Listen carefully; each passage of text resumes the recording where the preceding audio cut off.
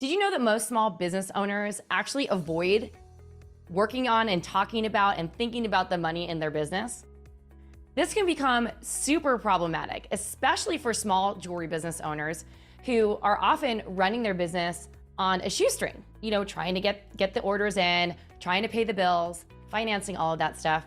And at the end of the day, avoiding the money in your business can be one of the biggest mistakes that you've ever made.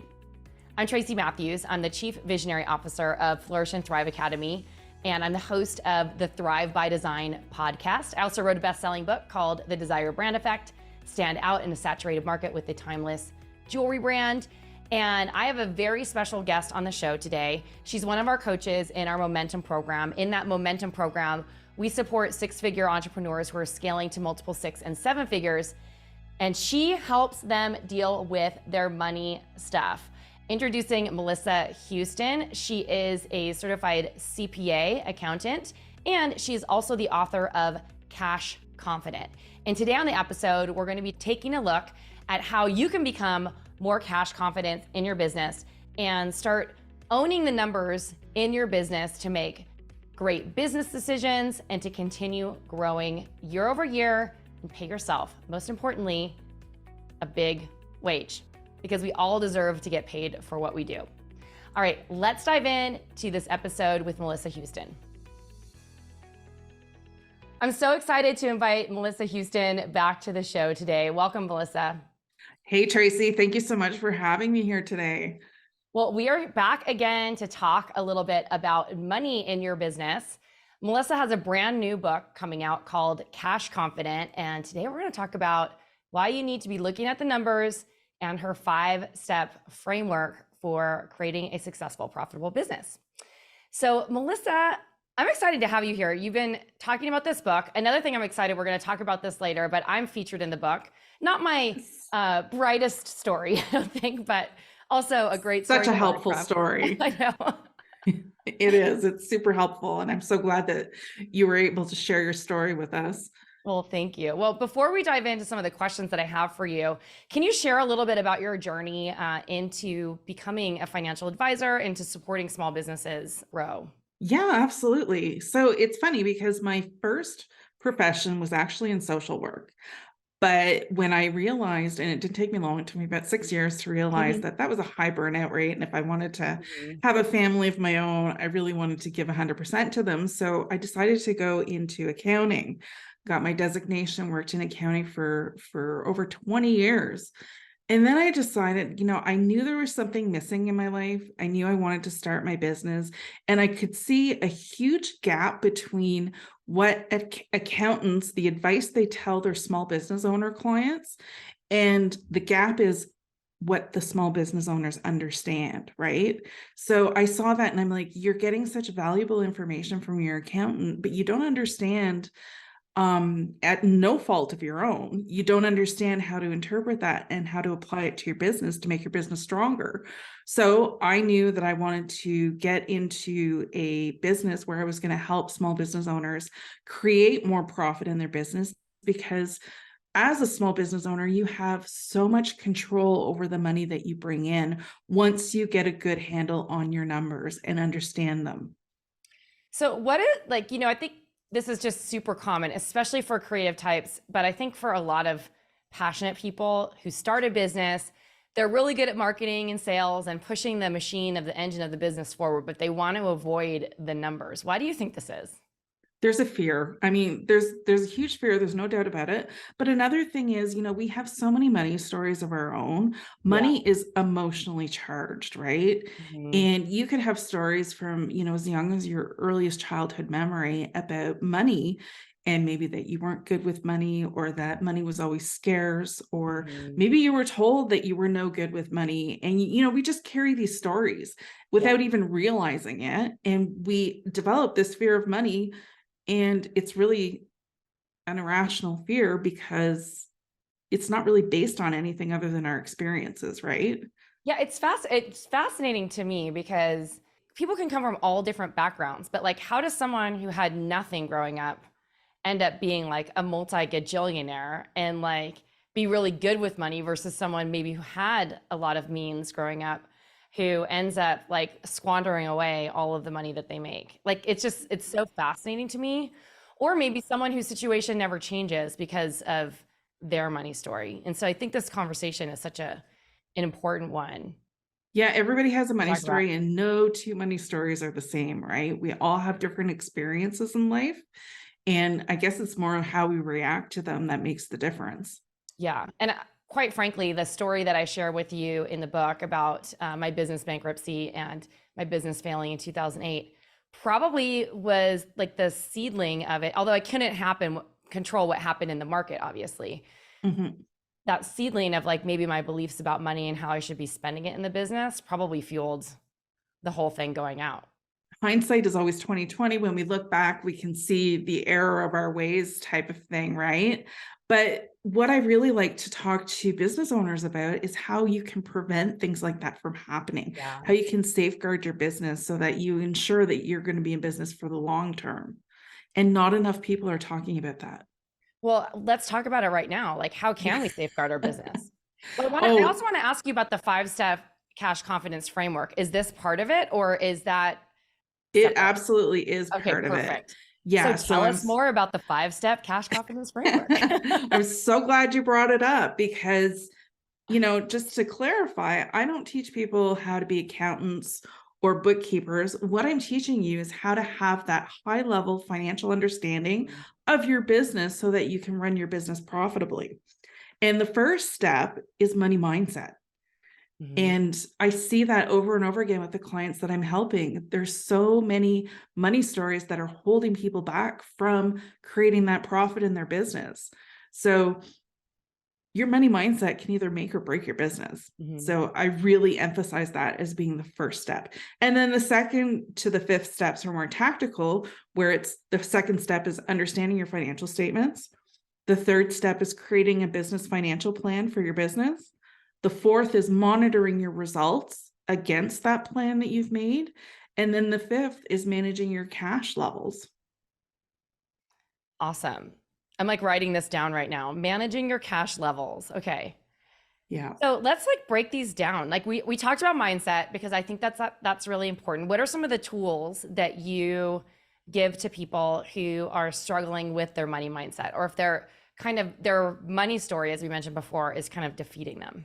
Yeah, I actually have this really great comprehensive workbook that I give away as a cash confident bonus when you purchase the book. So if you purchase the book and you go to my website, I'll leave you the link if that's okay. Yeah, great. And you go to my website, melissahoustoncpa.com/cash confident book. You will be able to enter your email address and your order number, and then you get 5 bonuses.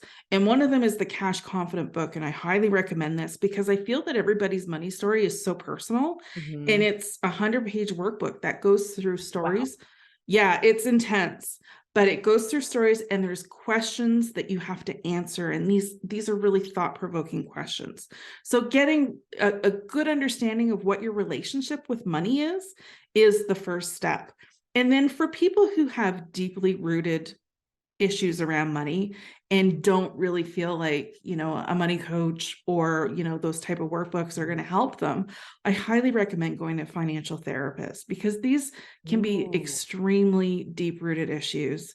And financial therapists are trained to help you with that. So if you're somebody out there who's looking for one, you can always reach out to me. I will give you the name of 2 people who are absolutely fantastic. I didn't even know there was such a thing as a financial therapist. Right? Yeah, I didn't know either until about 5 years ago. It's a relatively new field, but it's so needed. Oh yeah. Like I wish I would have had a financial therapist like 20 years ago. Exactly. Okay, let's talk about what was step 2 again? Understanding. Step 2 is understanding your financial statements. Yes, your financial statements. So knowing what your balance sheet is and really understanding your income statement, because your income statement is the most used financial statement for your business. Okay, and what do we need to know about the income statement? You need to know your revenue that you're bringing in and your expenses that are going out each and every month. And you need to make sure that you're hitting your net profit margin targets. Okay. And so what is a business to do if they're kind of off track from their targets. Yeah. So that kind of bleeds into step 3 and 4, Okay, because your cool. income statement is so used that in step 3, when you're creating your business financial plan, you are building it off of your income statement. Okay. And what you're doing is you're looking at where your business is currently and then where you would like it to go in the next 12 months. And you plan out each and every month for the next 12 months. So if you want to increase your revenues, you're going to calculate that into your revenue categories. And then your expenses are going to increase with your revenues as well, right? Yep. It's not like you can increase your revenues and not have expenses to go with it. So you plan this out carefully and you look at your net profit margin to make sure that you're hitting your target. Now I'm going to use 30% because it's a very common net profit margin, and it's a really good one to have. If you're calculating it and your net profit margin is a little under, you have to do some adjustments, maybe increase your revenue, decrease your expenses, or combination of both to ensure that you're going to hit those targets.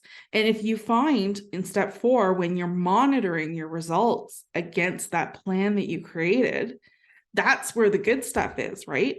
That's where you get the feedback. So if you're not hitting your net profit margin goal, you can see, is it because you're short on revenue? Is it because you're spending too much money?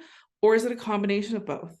And you make those adjustments. You look at your results timely, right? Like, so if in real time, you, yeah, you got to look at it real time. If you have a bookkeeper, make sure your books are closed as soon as possible at the end of each month. Run those reports, have a look at them so that you know what needs to be changed, the following month. Yeah, I mean, that's really good advice. I can tell you on any year that I kind of ignored my books. Like I had no clue. I was just running my business based on what was in the bank account. And it's like, not a and good it's a idea. common mistake, right? Yeah. And Think about money, but then you're not paying attention to like what goes out, or like if something does go wrong, you're not prepared for it. You don't have enough saved up, like all the things. Yeah. And the thing is, most people operate their businesses like that at the beginning because you're going into business doing what you love, Yeah. right? You're not going in there thinking, oh, I have to do my books. So I have to know what's going on financially. But if you want to have a financially viable business, because that's what dictates how successful your business is, it's not how much you sell, it's about how much profit you're making that makes you financially viable. Then you have to get to know your numbers. Yeah. And the cool thing, Melissa came in and taught us financial planning over at Flourish and Thrive Academy in our Momentum program, which is such a valuable training, which is And it was so fun. It's so fun. Yeah. And we have Melissa come back like maybe once a quarter to do some financial trainings for us. So it's pretty amazing. So let's talk about step number 5, managing your cash flow. What do we need to know about that? You need to be proactive with your cash flow. So you need to look at 6 to 8 weeks out constantly, right? So back to your point where you're like, well, I just always looked at the bank balance to see how I was doing. Your bank balance doesn't mean that that's money that you can spend freely, right? Chances are you've got financial obligations that are coming down the pipeline that you need to make sure you've got the cash to pay for. So when you monitor your cash 6 to 8 weeks out, you know what's coming in and what's going out. And if you're going to fall short on cash, you have to have a plan B in place to make sure that you can get through that leaner time. Awesome. I love that.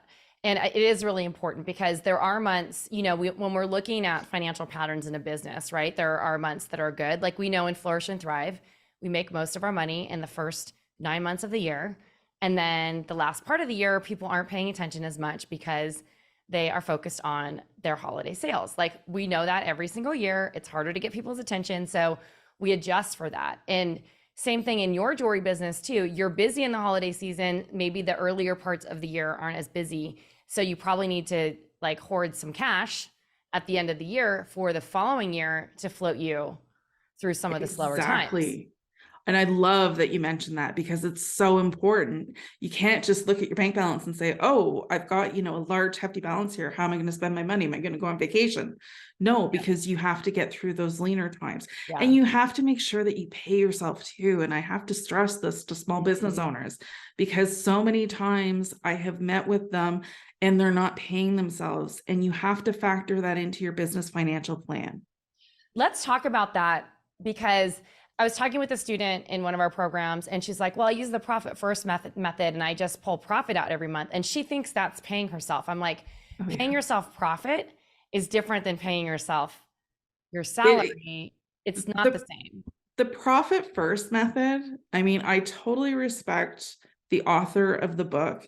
And I think in theory, it's a great concept, but it confuses people. They think that it's very complicated. There's too many bank accounts, and there's this general perception that they can pay themselves whatever, like it's not going by a structured approach, right? So it's like they're thinking that if they're making, I don't know, $1,000 of profit, I'm just keeping this in simple terms, that they can automatically pull out 300, but that's not necessarily the case, right? They should be paying themselves Oh, yeah. before they calculate the profit. On those leaner months where you're not making as much, then you've got no money to pay yourself. I know, exactly. I was talking with this girl, and she like literally she's like, you mean I'm supposed to pay myself the salary? And I'm like, yes. Like, you're not paying yourself if you're just skimming profit off the top. Yeah. This is why people, they're not like factoring in their own like needs when it comes to that. And this is not like to shame anyone or to get anyone into a perfect place. And I know, like, there have been many times when I've had to forego a salary for a couple of months or something like that to float through a tough time. Like, that is a normal thing. We've all been there. Yeah. People have to do sometimes in business. Like, it just happens, and then you can pay yourself back when things get better, like all that.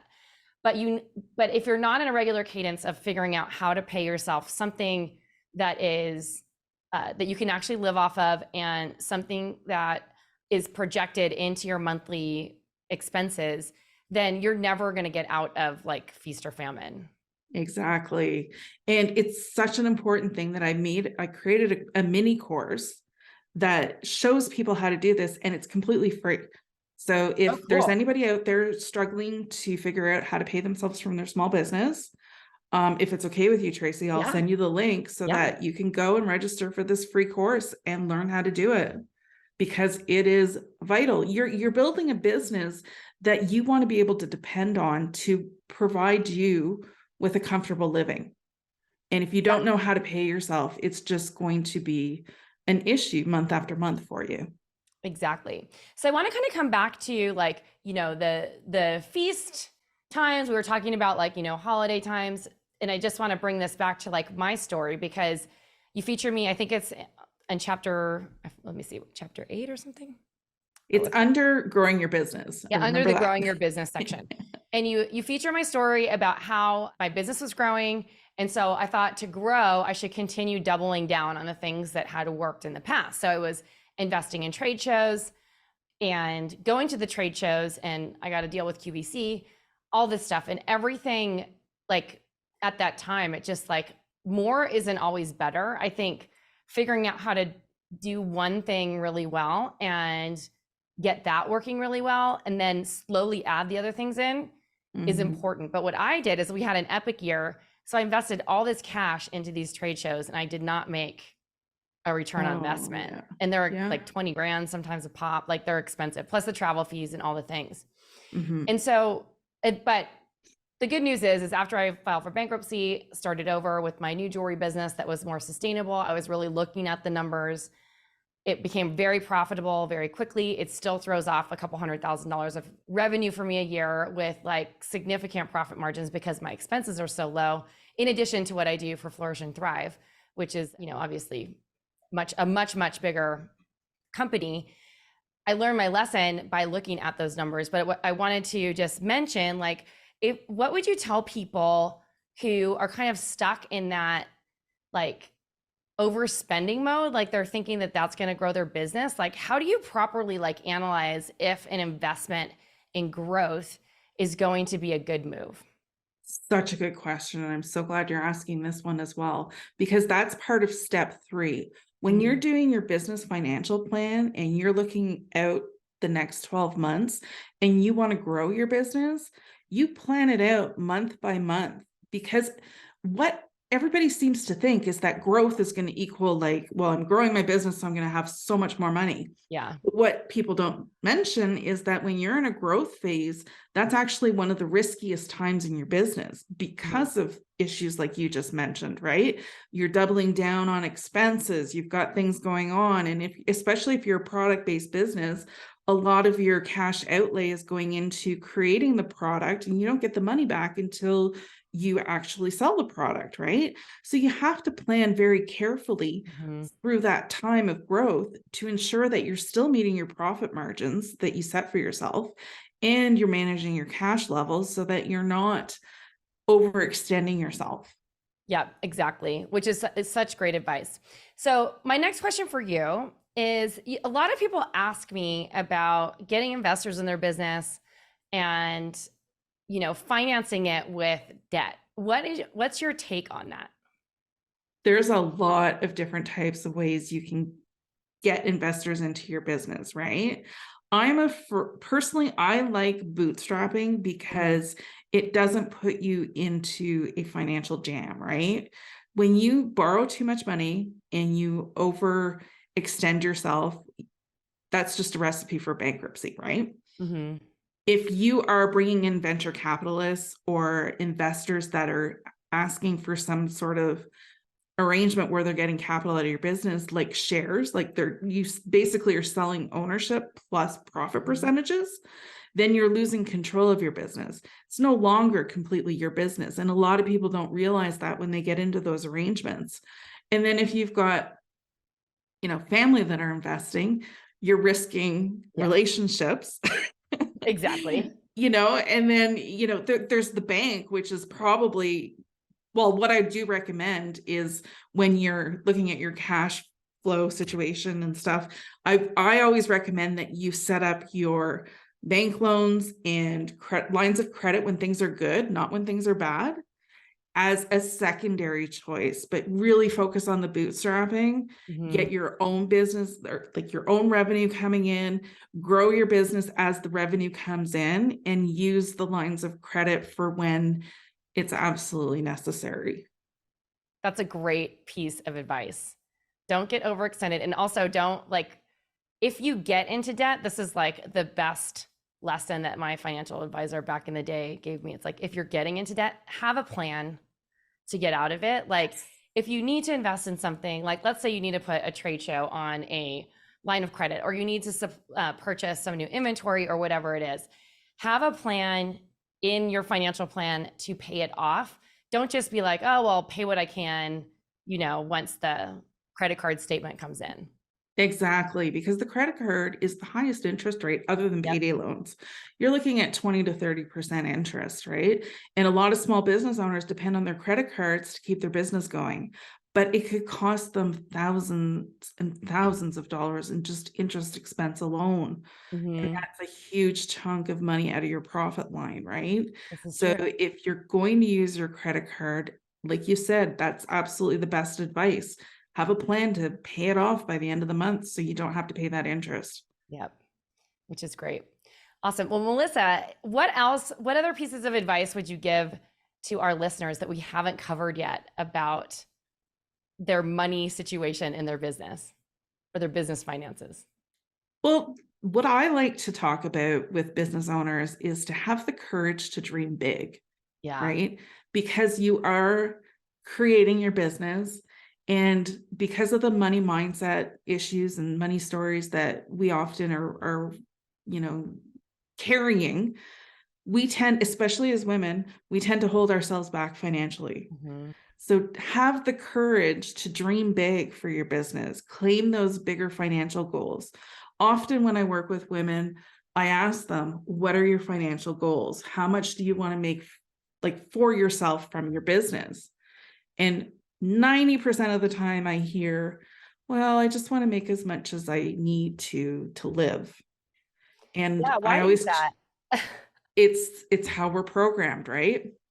I always challenge it. I want to make a bunch of money and be able to do some I know, right? I want to live that lifestyle that I dream of. And there's a lot of guilt. People feel guilty. People feel greedy if they're wealthy. People feel like they're going to lose friends or they're going to be judged. They're afraid of how their life would change. Like there's just so many stories. That's why it's so important to have your money mindset in a positive state. And you can transform your mindset. It's not like, oh, well, this is the way I was born and that's just the way I'm going to be. No, it's a muscle that works out. It's just like any other muscle. You train it and it'll perform better for you. I love it. Okay, so where can everyone buy your book, Cash Confident? Yes, I'm super excited. If you're American, you can get it at Barnes and Nobles and Amazon and Walmart and Target and all the places. And in Canada, I mean, it's pretty much the same thing, except instead of Barnes and Nobles, we have Indigo. So you can get it at Indigo or Amazon or Walmart, Target, wherever you buy your books. Awesome. Thanks so much for being here today. Thank you so much for having me. This was so much fun. Thank you so much for listening to the show today. Make sure that you pick up Melissa's book, Cash Confident, wherever books are sold. Ciao for now.